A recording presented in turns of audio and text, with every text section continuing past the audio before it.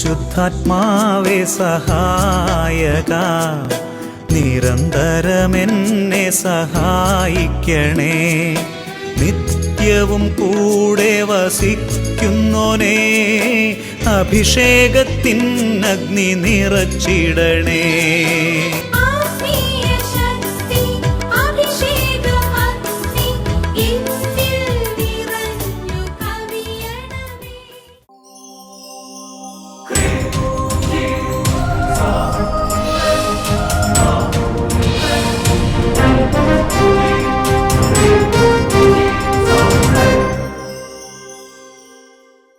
Praise the Lord. Praise the Lord. Hallelujah. Hallelujah.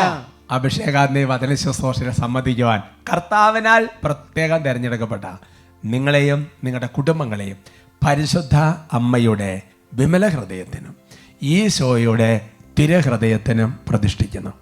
നിങ്ങളുടെ ഹൃദയം ഈശോയുടെ തിരുഹൃദയത്തിന് ഒത്തതായി മാറട്ടെ. ആമേൻ. ഹല്ലേലൂയാ. ഹല്ലേലൂയാ. സന്തോഷത്തോടെ പറഞ്ഞേ ഹല്ലേലൂയാ. ഹല്ലേലൂയാ. ഈശോയുടെ കുഞ്ഞുങ്ങൾ, കുട്ടികൾ ഉണർവോടെ പറ ഹല്ലേലൂയാ. ഹല്ലേലൂയാ. യുവജനങ്ങൾ പറ praise the Lord. Praise the Lord. ഹല്ലേലൂയാ. ഹല്ലേലൂയാ.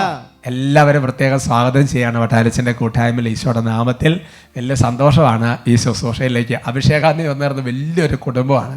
ഇവിടെ എല്ലാ ശുശ്രൂഷകളുടെയും കൂടെ ടോട്ടൽ ഒരു പേരാണ് അല്ലേ അഭിഷേകാഗ്നി. ദൈവത്തിൻ്റെ വലിയൊരു കരുണയാണ്. പ്രിയമുള്ള സഹോദരങ്ങളെ, ഈ നല്ല ദിവസം എന്ന് പറയാൻ കാരണം ഞായറാഴ്ചയാണ് ഇത് സംപ്രേഷണം ചെയ്യുന്നത്. ഞായറാഴ്ച കർത്താവിൻ്റെ ദിവസമാണ്, നല്ല ദിവസമാണ്. എൻ്റെ എല്ലാ ദിവസങ്ങളും നല്ലതാണ് എങ്കിലും അപ്പോൾ അതുകൊണ്ട് ഞായറാഴ്ച ദിവസം നമുക്ക് ഒത്തുകൂടാൻ, ഞായറാഴ്ച ദിവസങ്ങളിൽ ദൈവം ആഗ്രഹിക്കുന്ന ഒരു കാര്യമെന്ന് പറയുന്നത് കർത്താവിൻ്റെ ആലയത്തിൽ ഒത്തുകൂടി കർത്താവിനെ ആരാധിക്കുകയും ആത്മീയ ശുശ്രൂഷകൾ വ്യാപരിക്കുകയും ചെയ്യേണ്ട സമയമാണ്. അപ്പോൾ നമുക്ക് ഞായറാഴ്ചകളിൽ ഇത് മുടങ്ങാതെ കാണാൻ കർത്താവ് ഇതുവരെ നമ്മളെ സഹായിച്ചു. ഞാൻ ഒരുപാട് കുടുംബങ്ങളെ ഇങ്ങനെ കണ്ടിട്ടുണ്ട്. അതുപോലെ തന്നെ നിങ്ങൾ അനേകരെ പ്രോത്സാഹിപ്പിക്കണം. അഭിഷേകാഗ്നിയെ സംബന്ധിക്കാൻ ഒരുപാട് പേരെ പ്രോത്സാഹിപ്പിക്കണം. അങ്ങനെ ധാരാളം പുതിയ പുതിയ തലമുറകൾ അഭിഷേകാഗ്നി കുടുംബത്തിലേക്ക് വരട്ടെ. Price the Lord. Praise the Lord. നമുക്ക് പ്രത്യേകിച്ച് ഈ പരിശുദ്ധാത്മാവിൻ്റെ ശക്തമായ അഭിഷേകത്തിന് വേണ്ടി പ്രാർത്ഥിക്കാം. കഴിഞ്ഞ മാസം പെന്തക്കോസ്ത തിരുനാളൊക്കെ കഴിഞ്ഞു. ജൂൺ മാസത്തിൽ ഒരുപാട് തിരുനാൾ, പരിശുദ്ധ കുർബാനയുടെ തിരുനാൾ, ഈശോയുടെ തിരുഹൃദയത്തിൻ്റെ തിരുനാൾ, മാതാവിൻ്റെ വിമല ഹൃദയം, അങ്ങനെ വലിയ ഒരു അനുഗ്രഹത്തിൻ്റെ ഒരു മാസമാണ്. പ്രത്യേകിച്ച് വലിയ ഒരു തിരുടത്വത്തിൻ്റെ ഒരു അഭിഷേകമൊക്കെ കർത്താവ് ഒരുപാട് ചൊരിയുന്ന ഒരു മാസമാണല്ലോ. നമുക്ക് പരിശുദ്ധാത്മാരെ പ്രത്യേകം മാധ്യസ്ഥ ചോദിച്ച് പ്രാർത്ഥിക്കാം. ഇങ്ങനെ പ്രാർത്ഥിക്കാവോ? ഏറ്റുചൊല്ലി പ്രാർത്ഥിക്കാം. നിങ്ങൾക്ക് അറിയാവുന്ന മനോഹരമായ പ്രാർത്ഥനയാണ്. പ്രാർത്ഥിക്കാവോ? പരിശുദ്ധാത്മാവേ വരേണമേ, പരിശുദ്ധാത്മാവേ വരേണമേ, അവിടുത്തെ ഇഷ്ടദാസിയായ പരിശുദ്ധ മറിയത്തിന്റെ വിമല ഹൃദയത്തിന്റെ ശക്തമായ മധ്യസ്ഥതയാൽ എഴുന്നള്ളി വരണമേ, ഞങ്ങളിൽ വന്ന് വസിക്കണമേ. പരിശുദ്ധാത്മാവേ വരേണമേ, അവിടുത്തെ ഇഷ്ടദാസിയായ പരിശുദ്ധ മറിയത്തിന്റെ വിമല ഹൃദയത്തിന്റെ ശക്തമായ മധ്യസ്ഥതയാൽ എഴുന്നള്ളി വരണമേ, ഞങ്ങളെ വന്ന് വസിക്കണമേ. ഇന്നത്തെ ശുശ്രൂഷകളെ അഭിഷേകം ചെയ്യണമേ. പരിശുദ്ധാത്മാവേ വരേണമേ, അവിടുത്തെ ഇഷ്ടദാസിയായ പരിശുദ്ധ മറിയത്തിന്റെ വിമല ഹൃദയത്തിന്റെ ശക്തമായ മധ്യസ്ഥതാൽ എഴുന്നള്ളി വരണമേ, ഞങ്ങൾ വന്ന് വസിക്കണമേ. ഇന്നത്തെ ശുശ്രൂഷകളെ അഭിഷേകം ചെയ്യണമേ. നമുക്ക് സ്തുതിക്കാം. ഹല്ലേലൂയ, ഹല്ലേലൂയ, ഹല്ലേലൂയ, ഹല്ലേലൂയ. ഹല ഹല ഹല ഹല ഹല ഹല ഹല ഹല ഹല ഹല. ഓ പരിശുദ്ധാത്മാവേ വ്യാപരിക്കണമേ, ഓ പരിശുദ്ധാത്മാവേ വ്യാപരിക്കണമേ, ഓ പരിശുദ്ധാത്മാവേ വ്യാപരിക്കണമേ, ഓ പരിശുദ്ധാത്മാവേ വ്യാപരിക്കണമേ, ഓ പരിശുദ്ധാത്മാവേ വ്യാപരിക്കണമേ, ഓ പരിശുദ്ധാത്മാവേ വ്യാപരിക്കണമേ. കൈകൾ അടിച്ച് ദൈവത്തിന്റെ ശക്തി, പരിശുദ്ധാത്മശക്തി അഗ്നിനാവുകളായി പടരുന്നു. ഒരുമിച്ച് ദൈവത്തിന്റെ ശക്തി, പരിശുദ്ധാത്മശക്തി അഗ്നിനാവുകളായി പടരുന്നു. പാപത്തിന്റെ കെട്ടുകൾ പൊട്ടിത്തകരുന്നു. ശാപത്തിന്റെ ബന്ധനങ്ങൾ അഴിഞ്ഞു വീഴുന്നു. പാപത്തിന്റെ കെട്ടുകൾ പൊട്ടിത്തകരുന്നു. ശാപത്തിന്റെ ബന്ധനങ്ങൾ അഴിഞ്ഞു വീഴുന്നു. ഈ ജനത്തിന്റെ ഇടയിൽ ദൈവാത്മാവ് വരുമ്പോൾ തളർന്ന കൈകാൽ മുട്ടുകളെല്ലാം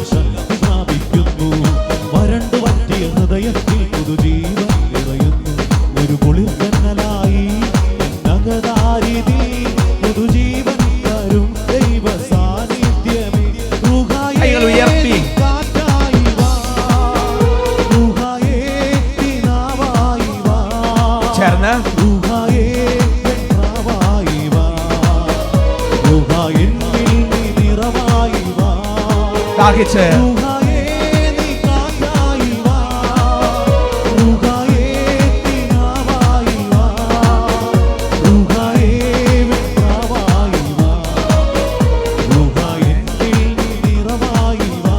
ഹല ഹല ഹല ഹല ഹല ഹല ഹല ഹല ഹല ഹല ഹല ഹല Hala. Come Holy Spirit, come Holy Spirit, come Holy Spirit. ഓ പരിശുദ്ധാത്മാവേ വരിക, ഓ പരിശുദ്ധാത്മാവേ വരിക. ഓ ഞങ്ങളുടെ ഹൃദയത്തിൽ ജ്വലിക്കണമേ, ഞങ്ങളുടെ ഹൃദയത്തിൽ വസിക്കുന്ന റൂഹായെ പരിശുദ്ധാത്മാവേ ജ്വലിക്കണമേ, ജ്വലിക്കണമേ. പരിശുദ്ധാത്മ ഞങ്ങളെ വഴി നടത്തണമേ, പരിശുദ്ധാത്മയുടെ കുറവുകൾ പരിഹരിക്കണമേ, പരിശുദ്ധാത്മാവെ ഞങ്ങളെ ശക്തിപ്പെടുത്തണമേ, പരിശുദ്ധാത്മാവ് സമ്പൂർണ്ണ നിയന്ത്രണം ഏറ്റെടുക്കണമേ, പരിശുദ്ധാത്മാവിന് പൂർണ്ണമായി അടിയറ വെച്ച് പാടി പ്രാർത്ഥിക്കുന്നു. ആദിയിലെ ഒരു പരിശുദ്ധാത്മാവാഗതനാകുന്നു. ആമേൻ. ഉള്ളിൽ തിന്നും തിന്മകളെല്ലാം ശാപനാകുന്നു. പാടാവോ? ആദിയിലെ ഒരു പരിശുദ്ധാത്മാവാഗതനാകുന്നു. ഇപ്പോൾ ഉള്ളിൽ തിന്നും തിന്മകളെല്ലാം ശാപനാകുന്നു. ആമേൻ. സ്തുതിപ്പിന്റെ വരമെന്നിൽ നിറഞ്ഞു കവിയുന്നു. പാപാന്തകാരമെല്ലാം നീങ്ങിപ്പോകുന്നു.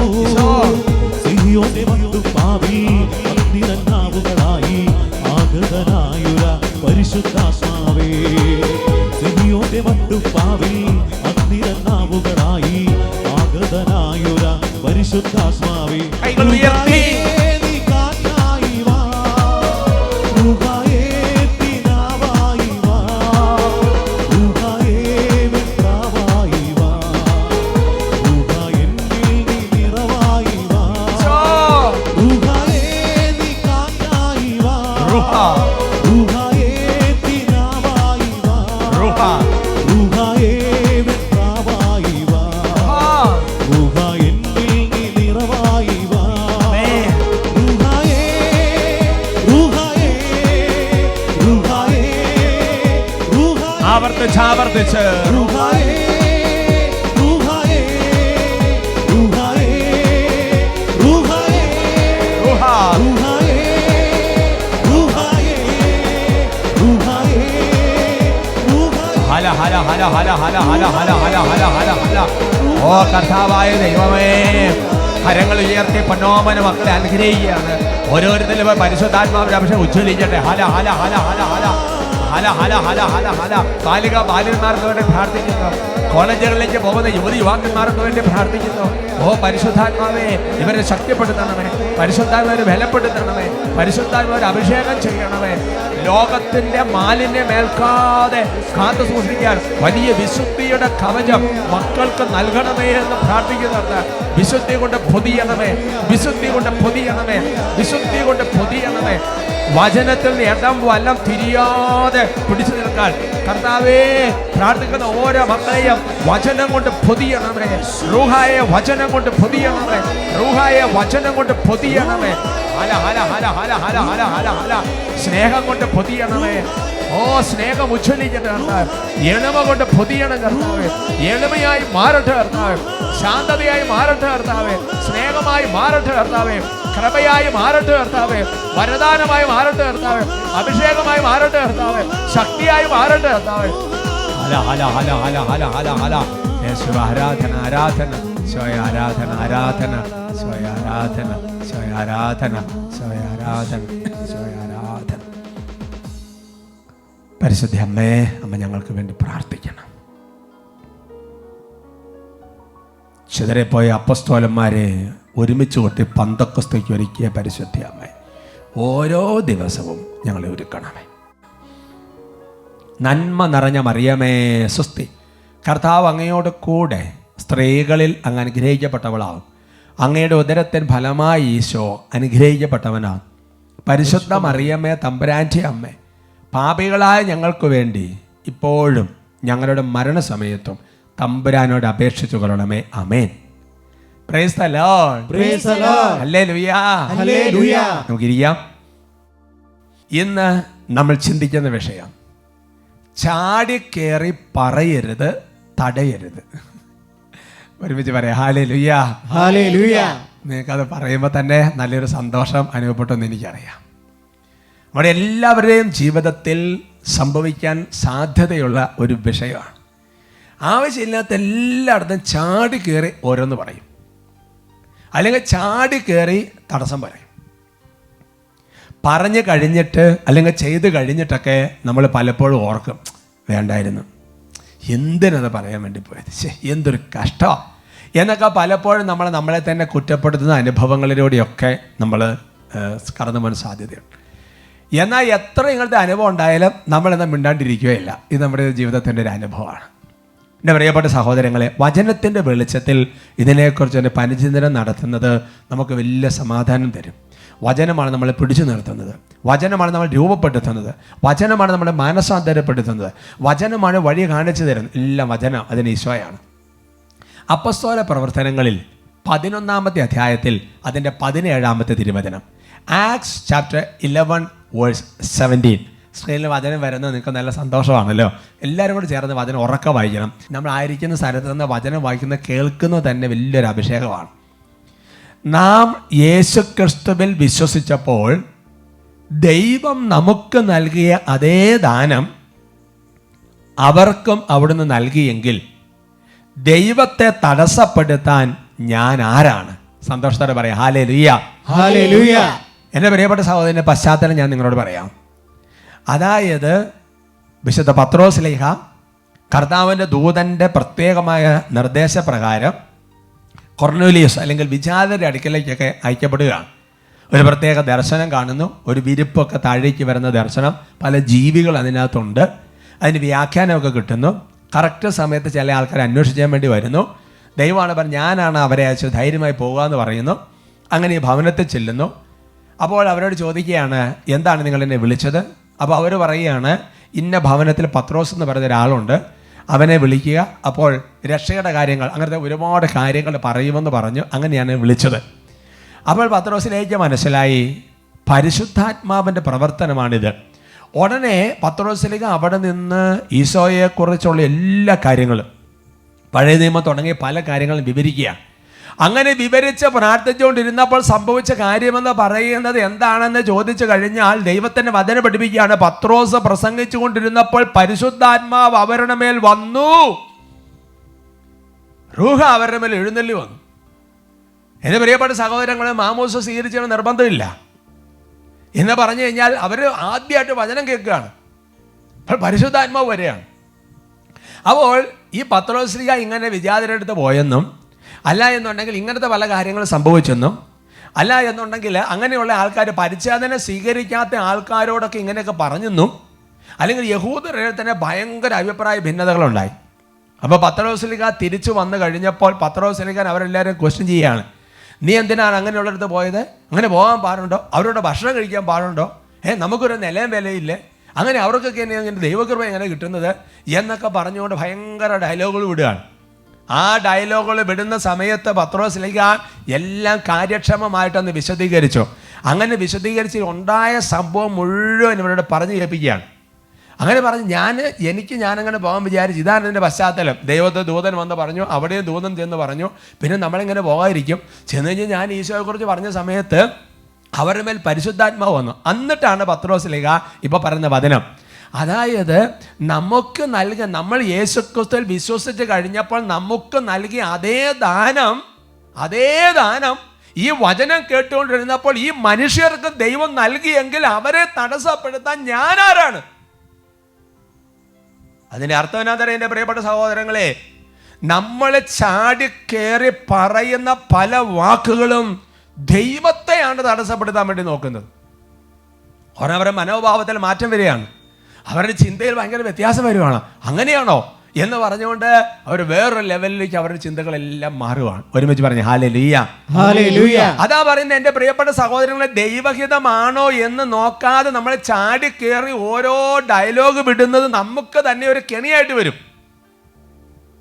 ഇത് ബൈബിളിൽ പല സംഭവങ്ങൾ രേഖപ്പെടുത്തി വെച്ചിരിക്കുന്നത് എന്തിനു വേണ്ടിയിട്ടാ? അപ്പം നമ്മൾ പലപ്പോഴും ഈ വചനം വെച്ചിട്ട് അവരെ വിധിച്ചുകൊണ്ടിരിക്കും. ആരെ? എന്നാലും പത്രോസിൽ അവരെങ്ങനെ പറയാൻ പാടുണ്ടായിരുന്നോ എന്നൊക്കെ നമ്മൾ വിധിക്കാം. പക്ഷേ നമ്മുടെ അനുദിന ജീവിതത്തിൽ എത്രയോ തവണ ആവശ്യമില്ലാത്ത കാര്യങ്ങൾ കയറി അഭിപ്രായവും പറഞ്ഞാകെ ഒരു പ്രത്യേക സംഭവമല്ലേ. ഉച്ചത്തിൽ പറഞ്ഞ ഹല്ലേലൂയ, ഹല്ലേലൂയ. സുവിശേഷം മറ്റൊരു രംഗം എടുക്കാം.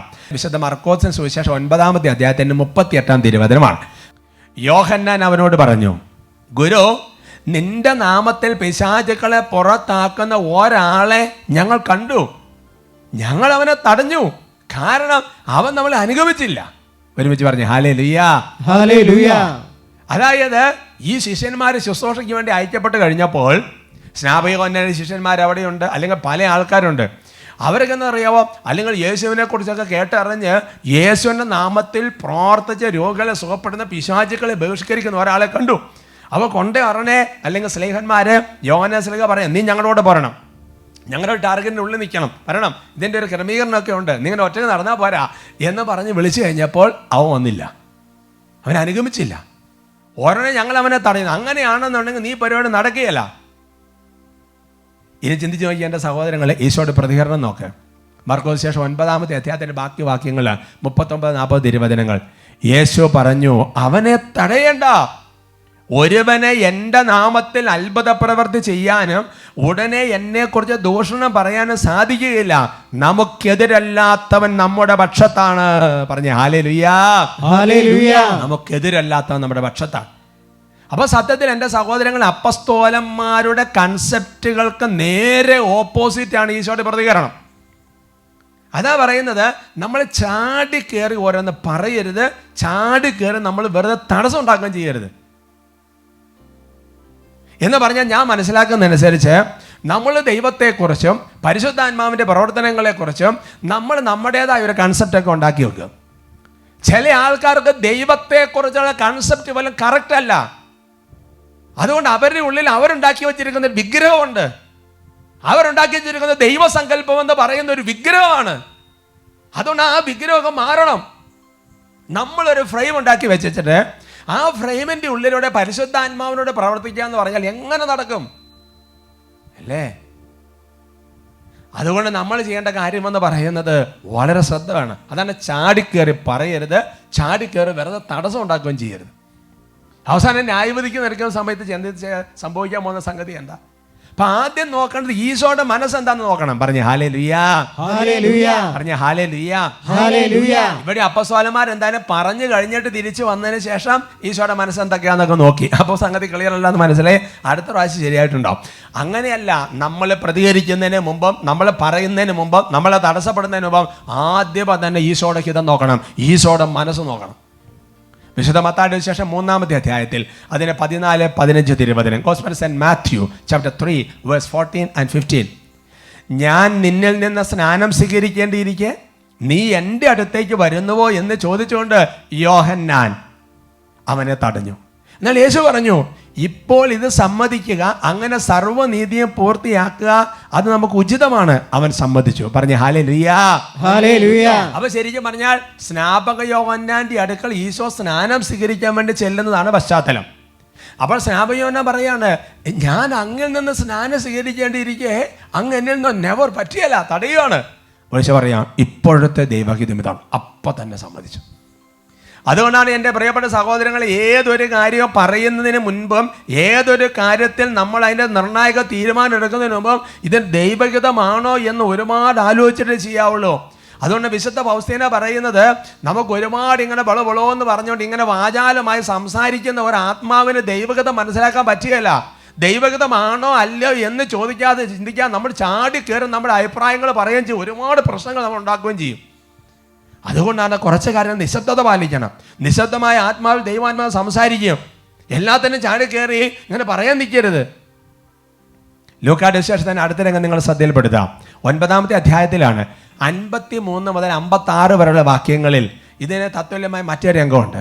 അവൻ ജെറുസലേമിലേക്ക് പോവുകയായിരുന്നത് കൊണ്ട് അവർ അവനെ സ്വീകരിച്ചില്ല. ഇത് കണ്ടപ്പോൾ ശിഷ്യന്മാരായ യാക്കോബ് യോഹന്നാനും പറഞ്ഞു, കർത്താവേ, സ്വർഗത്തിൽ നിന്ന് അഗ്നി ഇറങ്ങി ഇവരെ നശിപ്പിക്കട്ടെ എന്ന് ഞങ്ങൾ പറയട്ടെയോ? യേശു തിരിഞ്ഞവരെ ശാസിച്ചു. അവർ മറ്റൊരു ഗ്രാമത്തിലേക്ക് പോയി. പറഞ്ഞു ഹല്ലേലൂയ. ഹല്ലേലൂയ. നിസാര കാര്യങ്ങൾ വരുമ്പോഴത്തേക്കും, നിസാര പ്രതിസന്ധികൾ വരുമ്പോഴത്തേക്കും നമ്മൾ ചാടി കയറി പറയാനുള്ള ഡയലോഗുകൾ അല്ലേ? ഈശോ ജെറുസലേമിലേക്ക് പോകുമായിരുന്നു. അപ്പോൾ ഒരു പട്ടണത്തിലോട്ട് കടന്നു പോയ സമയത്ത് അവരത്ര വെൽക്കമിങ് ആയിട്ട് ഈശോനെ സ്വീകരിച്ചില്ല. ഉടനെ യാക്കോബ് യോഹന്നാന് കയറി പറയാണ്, കർത്താവ് ഇപ്പോൾ തന്നെ അഗ്നി ഇറങ്ങി അവരെ നശിപ്പിക്കണം, ഞങ്ങൾ പറയട്ടെ. യേശു തിരിഞ്ഞ് അവരെ ശാസിച്ചു എന്നാണ് പറയുന്നത്, വഴക്ക് പറഞ്ഞു, തിരുത്തി എന്നാണ് പറയുന്നത്. അവൻ നോക്കിയേ, ദൈവഗീതമല്ലല്ലോ പറഞ്ഞത്. അതാ പറഞ്ഞത്, എൻ്റെ പ്രിയപ്പെട്ട സഹോദരങ്ങളെ, നമ്മുടെ മനസ്സിൻ്റെ പല ധാരണകൾ വെച്ചിങ്ങനെ പ്രവർത്തിക്കുന്നത് വലിയ അപകടം നമ്മുടെ ജീവിതത്തിൽ ഉണ്ടാകും. ഉച്ചത്തിൽ പറയാം ഹല്ലേലൂയ. ഹല്ലേലൂയ. ഒരുമിച്ച് പറയാം ഹല്ലേലൂയ. ഹല്ലേലൂയ. ഇത് ഇപ്പോഴത്തെ കാര്യം പറഞ്ഞത് നമ്മളിപ്പോൾ മറ്റുള്ളവരുടെ ഒരു കേസിനെ സംബന്ധിക്കുന്ന ഒരു കാര്യമാണെന്ന് കരുതുക, ഒരു തേർഡ് പേഴ്സൺ വിചാരിക്കുക. പക്ഷെ നമ്മുടെ ഡേ ടു ഡേ ലൈഫിൽ നേരിട്ടുള്ള സംസാരത്തിലും ഇതേപോലത്തെ പ്രതിസന്ധികൾ വരും. ഞാനിപ്പോൾ കുറച്ച് അളന്നും തൂക്കി, ബൈബിളിൽ മാത്രമല്ലേ അളന്നും തൂക്കിയൊക്കെ സംസാരിക്കാവുള്ളൂ എന്ന് പറഞ്ഞു വെച്ചാൽ നോക്കിയും കണ്ടിട്ടൊക്കെ സംസാരിക്കാവുള്ളൂ. ചാടി കയറി ഓരോന്നിനും ഒരു നാവിന് കൺട്രോൾ ഇല്ലാതെ നിങ്ങൾ പറയരുത്. Price the Lord. Praise the Lord. വിശുദ്ധ മത്തായിയുടെ സുവിശേഷം 19-ാമത്തെ അധ്യായത്തിന്റെ 14-ാം തിരുവചനം, ഗോസ്പൽ സെന്റ് മാത്യു ചാപ്റ്റർ 19:14. എന്നാൽ അവൻ പറഞ്ഞു, ശിശുക്കളെ എൻ്റെ അടുത്ത് വരാൻ അനുവദിക്കുവൻ, അവരെ തടയരുത്, എന്തെന്നാൽ സ്വർഗരാജ്യം അവരെ പോലെയുള്ളവരുടേതാണ്. Praise the Lord. Praise the Lord. നിങ്ങൾ ചോദിച്ച പശ്ചാത്തലം നിങ്ങൾക്കറിയാം. ശരിക്കും പറഞ്ഞാൽ അമ്മമാർ നല്ല തിരക്കിൻ്റെ ഇടയ്ക്ക് ഈ ഈശോയെ കൊണ്ട് തലയ്ക്കൊന്ന് പിടിപ്പിക്കണ പിള്ളേരുടെ, അതുങ്ങൾ പാവങ്ങൾ കഷ്ടപ്പെട്ട് ഉന്തി തല്ലേ തിരക്കിൻ്റെ ഇടയ്ക്ക് കൊണ്ട് പിള്ളേരെ കൂട്ടി വരിക. അല്ലെങ്കിൽ പിള്ളേർ തന്നെ ഇങ്ങനെ കിഴുതി കയറി വരുക. വേണമെന്നല്ല, ഈശോനെ തുടരണം, ഒരാശീർവാദം കിട്ടണം. അപ്പോൾ ശിഷ്യന്മാരെ പറയും, നിങ്ങൾ ഇതിൻ്റെ ഇടയ്ക്ക് എന്നെ വേറെ 100 പരിപാടി നടക്കുന്നത് അല്ലേ? എന്താന്ന് നോക്കിയേ, യേശു പറഞ്ഞു അവരെ തടയരുത്, അവരെൻ്റെ അടുക്ക് വരട്ടെ. അപ്പം ദൈവഗീതമല്ല. അപ്പം നമ്മുടെ പല പരിപാടികളിലും വാക്കുകളിലും പ്രവൃത്തികളിൽ ഇത് അപകടം ചെയ്യും. ഒരുപാട് ആലോചിക്കണം, ഒരുപാട് ചിന്തിക്കണം. ദൈവത്തോടൊരു ഫസ്റ്റ് കൺസൾട്ടേഷൻ നമുക്ക് വന്നിട്ട് വേണം നമ്മുടെ അഭിപ്രായങ്ങൾ പോലും പറയാൻ. ഒരു മീറ്റിങ്ങിൽ അങ്ങനെയാണോ അല്ലേ? നമ്മുടെ കുടുംബത്തിൽ അങ്ങനെയാണോ? നമ്മുടെ സമൂഹ ജീവിതത്തിൽ എങ്ങനെയാ? ഇനി അടുത്ത വിഷയം എന്താണെന്നറിയാവോ? ഇതേപോലെ തന്നെ നമ്മൾ പലതും കേൾക്കുന്നത് വെച്ചുകൊണ്ട് നമ്മൾ സംസാരിക്കാൻ നിൽക്കരുത്. വലിയ അപകടം ഉണ്ടാവും. എന്ന് പറഞ്ഞു കഴിഞ്ഞാൽ ഓരോ കാര്യത്തെക്കുറിച്ച് നമുക്ക് കൃത്യമായൊരു ധാരണയില്ല. നമ്മൾ ചാടിക്കറി അഭിപ്രായം പറഞ്ഞാൽ, എൻ്റെ സഹോദരങ്ങളെ, ന്യായവിധിക്ക് നമ്മൾ ഇതെല്ലാം ഓക്കെ എന്ന് വിചാരിച്ച് കഴിയുമ്പോൾ ന്യായവിധിക്ക് ചെല്ലുമ്പോൾ ഇതൊക്കെ തെളിയുള്ളൂ. കാരണം ഇതെല്ലാം ശരിയാണെന്ന് വിചാരിച്ച് നമ്മൾ പോവുകയും ചെയ്യും. എന്നിട്ടോ അത് പാവമാണെന്നൊരു ഓർമ്മയില്ല, കുംസാരം ഉണ്ടാവില്ല.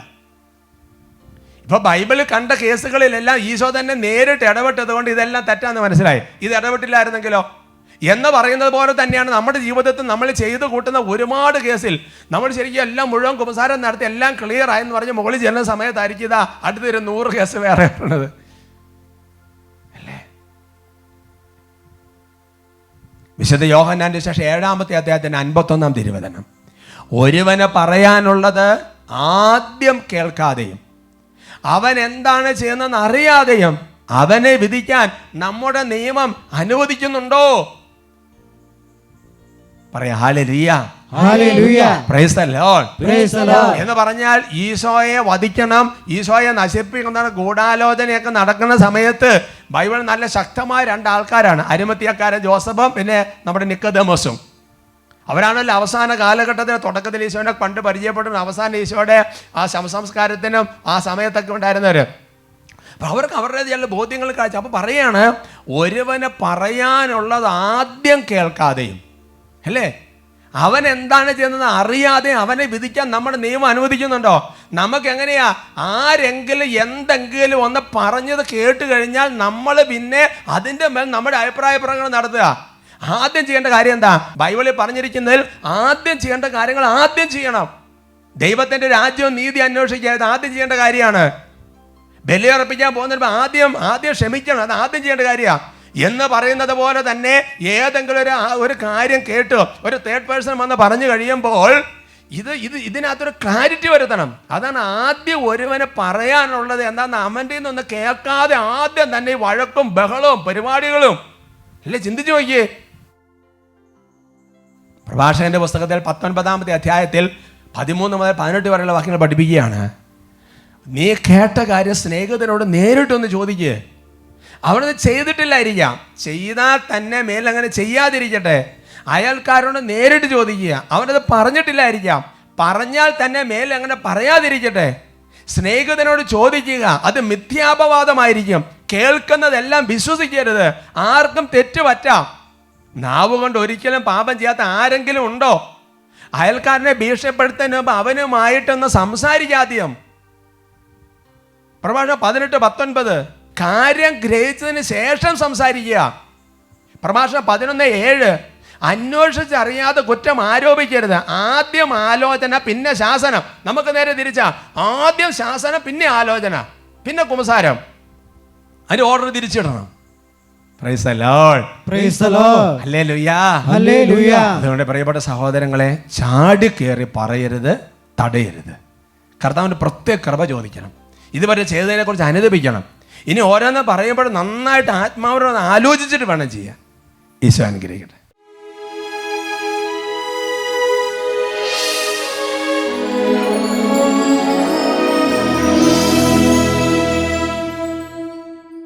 കർത്താവിൻ്റെ സന്നിധിയിൽ കരുണയ്ക്ക് വേണ്ടി പ്രാർത്ഥിക്കാം.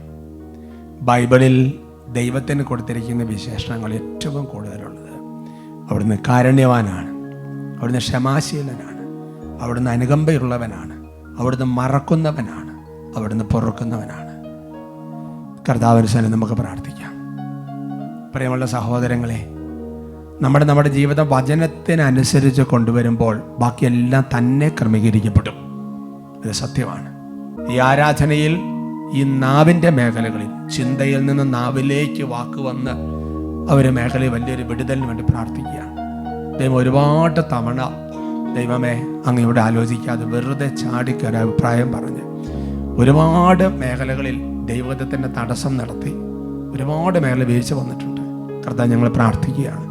പരിശുദ്ധാത്മാവേ, ഉന്നതത്തിൽ നിന്ന് ദൈവഹിതം മനസ്സിലാക്കാനൊരു ജ്ഞാനം 9:17 പ്രകാരം ഞങ്ങൾക്ക് നൽകണമേ. ഉള്ളൊരുകി പ്രാർത്ഥിക്കുന്നു. ഉയരത്തിൽ നിന്നും ജ്ഞാനം നൽകണമേ, പരിശുദ്ധാത്മാവിനെ അളവില്ലാതെ ദൈവഗതം മനസ്സിലാക്കി സംസാരിക്കാൻ, പ്രവർത്തിക്കാൻ കർത്താവേ, നൽവഴി തേടാ ഞങ്ങൾക്കു വെളിച്ചം നൽകണമേ. പരിശുദ്ധാത്മാവേ, നിൻഹിതമറിയാ നൽവഴി തേടാ ഞങ്ങൾക്കു വെളിച്ചം നൽക. കൈകൾ ഉയർത്തി സത്യാരൂപിയേ, സത്യാത്മാവേ വരിക, പരിശുദ്ധാത്മാവിനെ നൽകണമേ. സത്യത്തിൻ വഴി കാട്ടിടുക, സത്യാത്മാവേ വരിക, സത്യത്തിൻ വഴി കാട്ടിടുക, സത്യത്തിൻ വഴി കാട്ടിടുക.